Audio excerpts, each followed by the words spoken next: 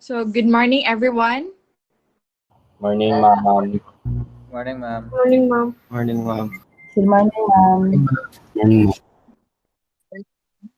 So, ma'am. before we start class, we'll review first our topic yesterday. What was our topic gani yesterday? All about soil, ma'am. Soil Sorry. formation. Yes, very good. Our topic is all about soil yesterday. So, soil is a product of two things. What are those two things nga that can result to the formation of kuan gani of soil? Unsa to? Unsa tong duha? Withering and erosion. Erosion. Erosion. Yes, very good. So our topic for today all will be kanang connected gapon siya sa soil. So our topic for today will be all about mass wasting. Lang.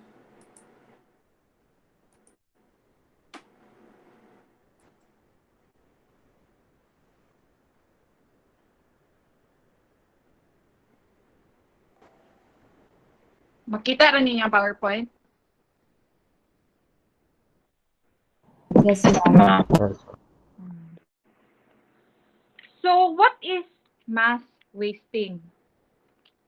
Mass wasting is the transfer of rock and soil downslope due to gravity, and it is called as mass movement. So, mass wasting, which is synonymous to with slope failure, is the failure and downslope movement of rock or unconsolidated materials in response to gravity. So, kaning mass wasting is any force or anything nga pwede makamove sa kanang mga earthly materials. That is what mass wasting means. So here are the classification of mass wasting process. Using this classification, diri na to this is used to classify what kind of mass wasting is happening para sa ani sa type of material involved. You have four choices: debris, mud, rock, and earth. Then the type of motion. Number one is fall, meaning the free fall of rock debris. Slide, meaning earth materials move along the surface.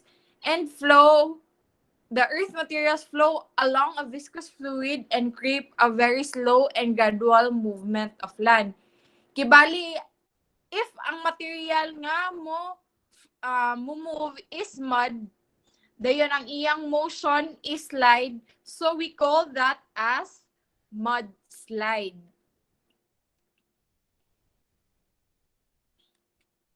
So here are examples of mass wasting process: landslide, mudslide. So, according sa kaninyong picture na nakita, what do you think are the difference between the three photos, the four photos here? Kanang sa first, ma'am, kanang duha ka character kay kana free fall ang mga bato. So muna siyang fall. Nasa upper right kay muna ang slide. Ang difference lang niya sa flow kay wala siya fluid. And ang nasa lower left muna ang flow. Kay ga flows along a viscous fluid man, tapos ang last kay very slow man siya, so muna ang creep. So very good. Tama yung my explanation regarding that. So there are two types of mass wasting. Number one is the rapid movement, and number two, the one that has the slow movement. Dili tanan mass wasting is the same. Some takes a long time, some takes mere seconds. That is why it is divided into two ones, the rapid and the slow movement.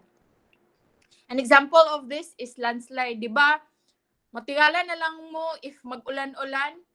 Matingala na lang mo nga na din gibalita nga landslide. It takes mere seconds for a landslide to happen. And from the slow movement, an example of it is debris flow. Debris flow is very kanang gradual of movement.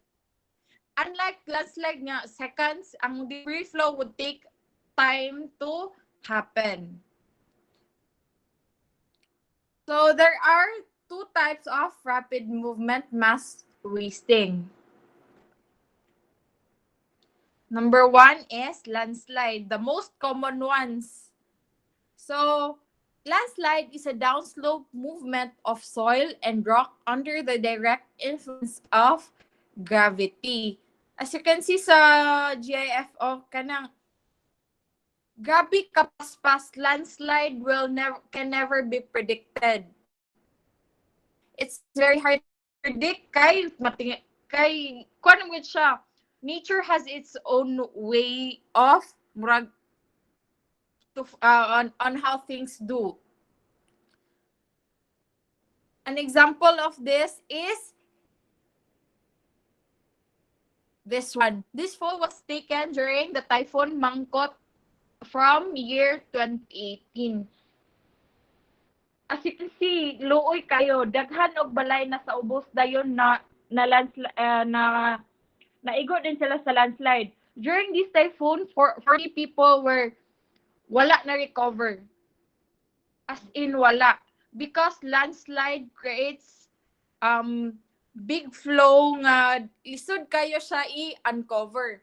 That is why wala kay naglisod sila og pangita sa mga survivor. So there are many types of landslide and we will be talking about slump and debris slide first. So slump means the slow failure, the downward and outward movement of rock traveling as a unit or as a series of units along a curved plane. This is an example. And debris slide, meaning small and rapid movement of largely unconsolidated material that slides.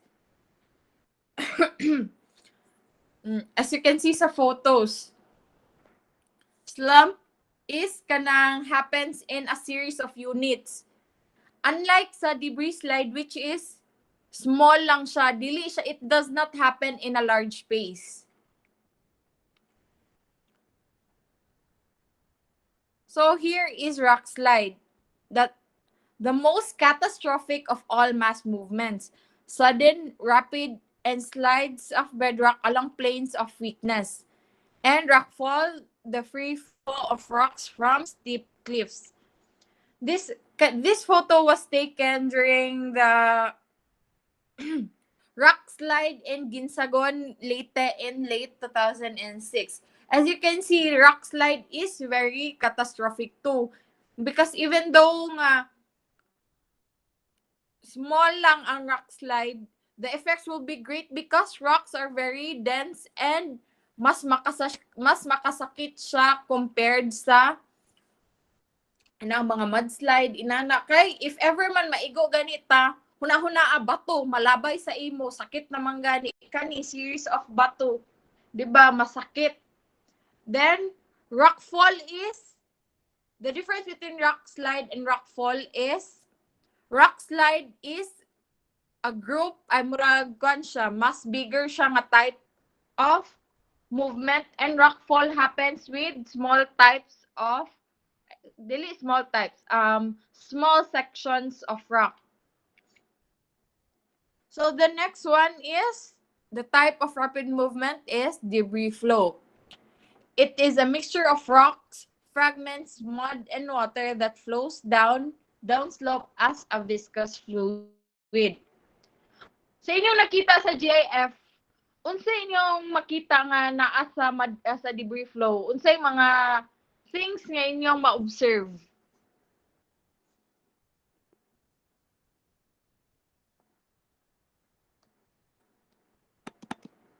Anybody? Sa inyo lang Pressured. ma-observe. Na yung mga Siya tubig.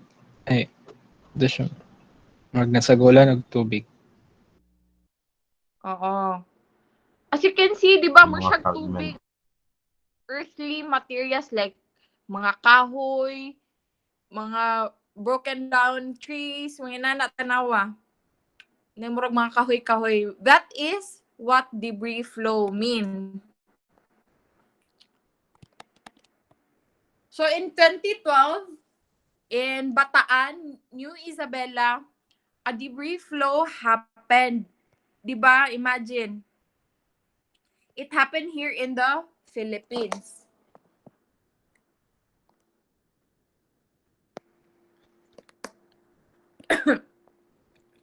Rains brought by Typhoon Pablo caused a massive debris flow in Barangay Andap in New Bataan, Compostela Valley on December 4, 2012.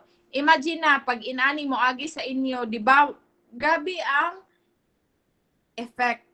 Because it will it will cause a lot of casualties, damages to people and their properties. The flow of mud, boulders, and gravel rushed towards Barangay Andap, which was on the mouth of a steep mountain drainage network.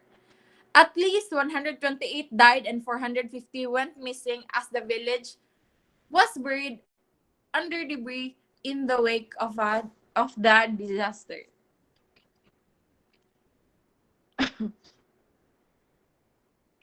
Moni siya. This is the photo of the debris flow in Barangay Batan.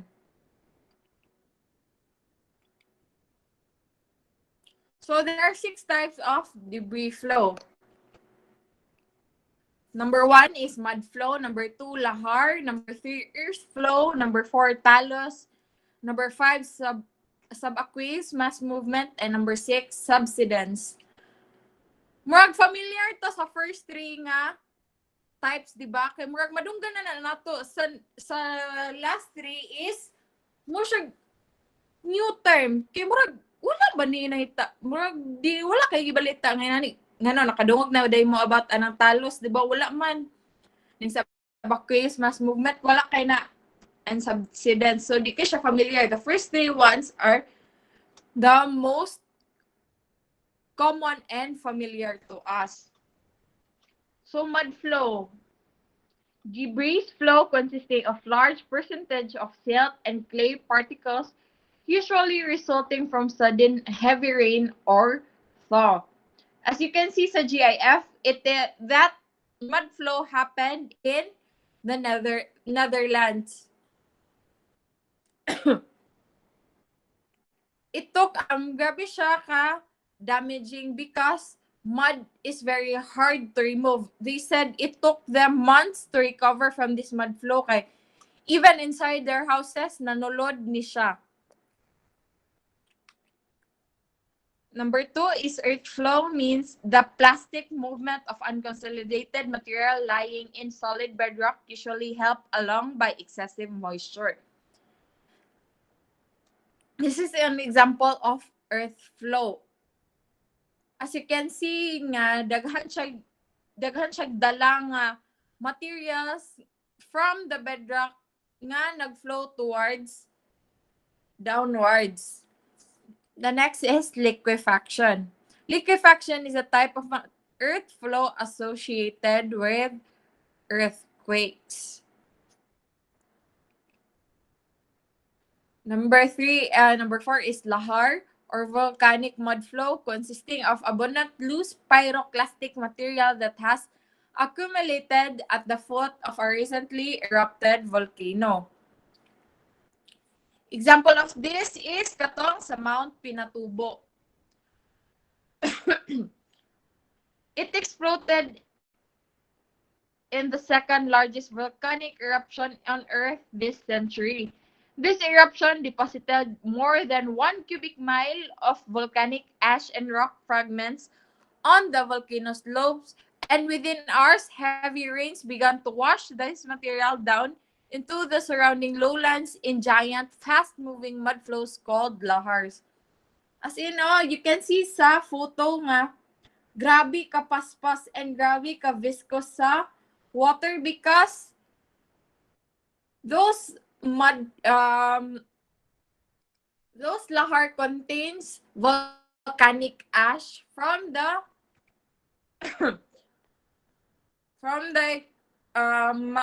volcano that exploded. The next one is the more unfamiliar one, the talus, or a slope built up by the accumulation of rock fragments at the foot of a cliff or ridge. This is an example of it. From, as you can see sa picture sa upper, murag nibigay siya, so ni-move siya downwards. And that is what we called as talus. Number 5, subsidence, di gapon siya common sa ato, is the downward movement of earth material lying at or near the surface. Movement is essentially vertical with little or no horizontal component. Sa inyong na-notice sa mga previous nga types, unsay diferensya sa movement sa subsidence o sa other ones? According sa inyo na nakita sa GIF. So subsidence kay usually pa vertical yung kuan movement din sa uban kay pa like horizontal yung Oo, correct. So ang movement niya is paubos. Unlike sa uban nga pa-slope. This movement para sa inyo siya ni atras paubos. That is subsidence. Subsidence may be included by solution of underlying rocks in limestone areas, large underground mining, or too much pumping of groundwater. Mauna siya ni atras. Mauna reason. So there is a question. Is the Philippines experience subsidence? Naga-experience ba karon ang Philippines, ani? So there was somebody who studied about it because they believe Philippines is experiencing subsidence. In an ongoing study called Widespread Land Subsidence in Metro Manila, Philippines and surrounding areas detected by INSAR time series analysis, the capital was found to be sinking by as much as 6 centimeters per year between 2003 to 2018. So bali, Metro Manila, the center of the capital of the Philippines is sinking. Huna-huna asa, nakita ninyo sa picture. That will happen eventually to Manila, but it will take a long period of time. What will happen to Manila when kanang the water level will rise up because due to the heating of the North and South Poles. Diba, dali na kaayo bahaon ang Manila. Manila could even be would or could be removed sa Philippine map due to the subsidence happening. So the last type of debris flow is a subaqueous mass movement. It is a water-saturated sediment flowing or sliding down slope of the sea floor. This one is dili kay nato mabantayan kay makita ra siya near beaches. Yan dili ba yata tanan nakapuyo sa beaches nga grabe ka slopey. So subaqueous mass movement is not really common or not really a familiar movement to us. Here are examples. The solifluction, kani sila from the lahar, debris flow, the slumping, rockfall. Di ba makita ninyo ang differences sa different mass wasting processes. So makita ninyo sa slumping is kaning more siya Siyang onion nga imong gipil pero nagpilit pagyapon siya, mura lang siyang niubos gamay. Mo ni siya ang slumping. Sa kaning lahar or mud flow, it only happens where in places there is an active volcano. Next one is kaning sa debris flow. From deforested land, it will bring katong mga wood, rocks nga gipang guba. That is what debris flow and rock slide or rockfall. Rock slide happens in a large quantities, and rockfall happens in small sections. So next one, we will talk about the slow movement. Slow movement are more difficult to recognize. They operate over long periods of time. They are probably responsible for the transportation of more material than rapid and violent movements of rock and soil. So the first one is the creep and number 2 is solifluction. Dili gini siya mabantayan kay grabe kahinay ang movement ani. But there will still be the movement and it brings much more materials compared to the ones with the rapid movement. So creep is the slow downward movement of surface material that operates even on gentle slopes with a protective cover of grass and trees. Mo ni siya. Di ba murag ni murag siya gamunwak kung gatan-awon nimo kay ang movement niya murag ga-slope. Galin ang mga butang like trees kaning sa poles. So kani siya ang actual photo sa creep gyud, kaning actual gyud. Di ba as you can see kay mura siya gamunwak ang kahoy. It is because the movement was very slow and dili gyud mabirag pinakalit ang kahoy. Bali, the movement, magsunod-sunod lang ang mga kahoy, ang mga wire ay kaning mga poles. Magsunod-sunod lang siya. That is what creep is. Next one is solifluction, derived from the Latin word solum or soil and fluere or to flow. It refers to the downslope movement of debris under saturated conditions, most pronounced in higher latitudes where there is alternating freeze and thaw of the ground. Mani siya. Kaya di ba in higher latitudes, pag morning is muinit siya, pag gabi mo bugaw. So in the morning is mumelt ang katong snow to the soil. Then mugahi na pud siya, then mo thaw na pud, mugahi mo thaw nga mugahi. Hanto di na makaya i-handle sa soil ang kabug-aton sa kanang liquid. So mo flow down na siya. Hinay na siya. So that is what solifluction means.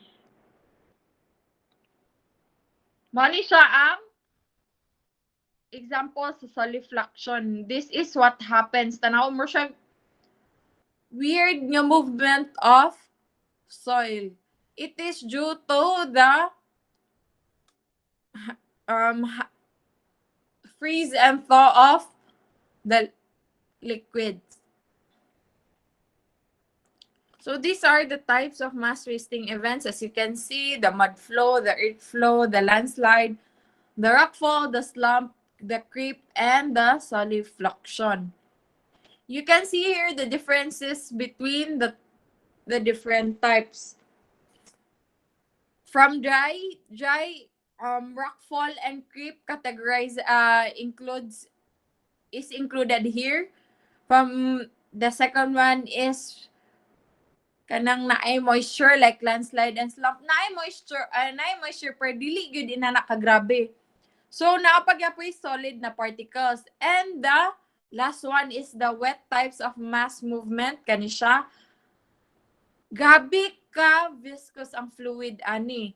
This includes mud flow, earth flow, and solifluction.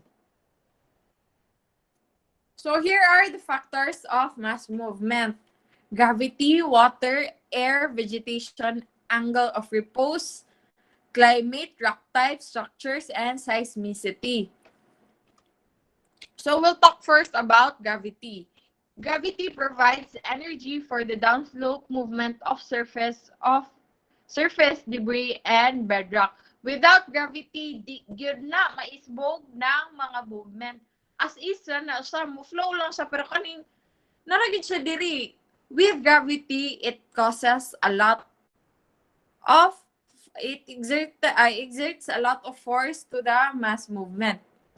The next one is air. Air trapped beneath rapidly moving masses of rock debris acts as cushion to reduce the friction of the debris with the ground. Next one is water. When heavy rain forces all the air out of the pore spaces, this surface tension is completely destroyed and the whole mass becomes susceptible to downslope movement. As you can see, a lot types of kaning sa mass movement is greatly influenced by water. Because water can also force or weaken space that will cause the mass movement. The next one is the vegetation. Plants protect against erosion and contribute to the stability of slopes because their root systems bind soil particles together. The next one is the angle of repose, means the maximum slope at which rocks or other loose material can remain stable. The more mas steep ang slope, the more mas dali mahitabo ang mass movement. Compared kung medyo pa-flat lang siya, dili kay na nakagrabe ang murag lisod i-develop sa mass movement. The next one is the rock type. Certain rock types such as shale may become very slick when wet so that overlying rock layers may slide along the shale. So, another example for kaning sa rock type is kaning limestone. Limestone can break easily when it is exposed to water. When kanang exposed sa water, mas dali siya mabuak. Dayon, it will also cause mass movement. The next one is climate. In higher altitudes, downslope movement may be promoted by freeze-thaw cycles. Example, if this is katong solifluction. Remember solifluction, the main or the keyword there is the freeze-thaw cycle. The next one is structures. Bedding planes and alignment of crystals as well as joints and faults may present planes along which material may be weaker.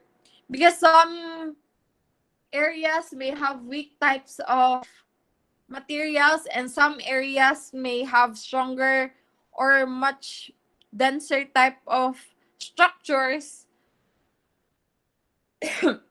that will depend. Mass movement will depend on that.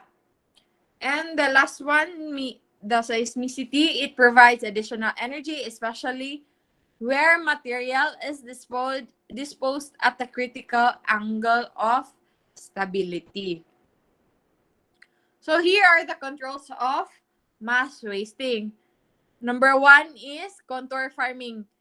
Asa man ninyo makita ang contour farming? Na ba mo yung nakita sa inyong lugar nga contour farming?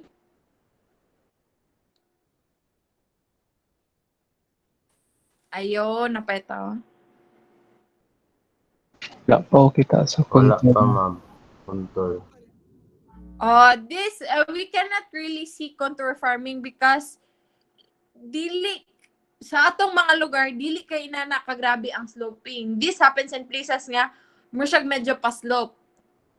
The next one is the most familiar one. Terracing.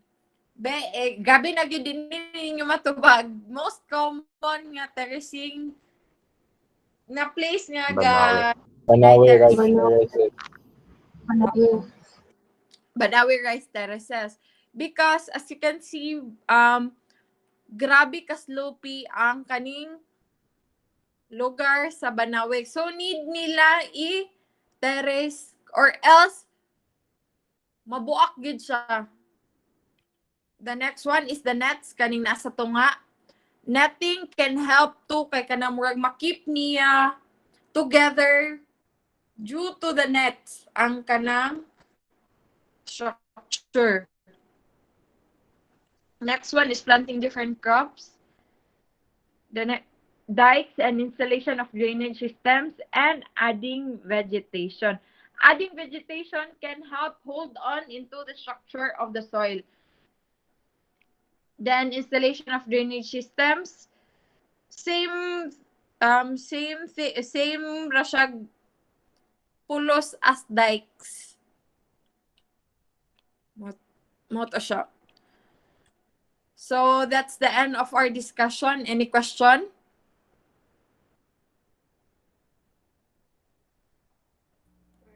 Wala na may question? Wala naman. Wala, ma'am. So if you have no questions, please head on to Discord and in your group discuss a problem about mass wasting in your community or a certain community. Suggest and develop a new method to prevent mass wasting events in your community. Discuss it with your group. Okay na? Gets na? Asa isulat, ma'am? Ay, ipasa. Kan lang. I-clarify sa ninako. Okay na.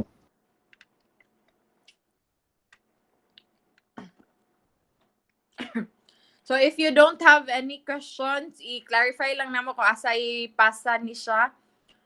You may head on to Discord now.